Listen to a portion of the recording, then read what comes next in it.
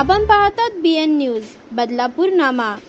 बदलापूर पूर्वेच्या महावितरण ते तुलसी सिटी पर्यंतच्या रस्त्याच्या काँक्रिटीकरणाचं काम अद्यापही पूर्ण झालेलं नाही।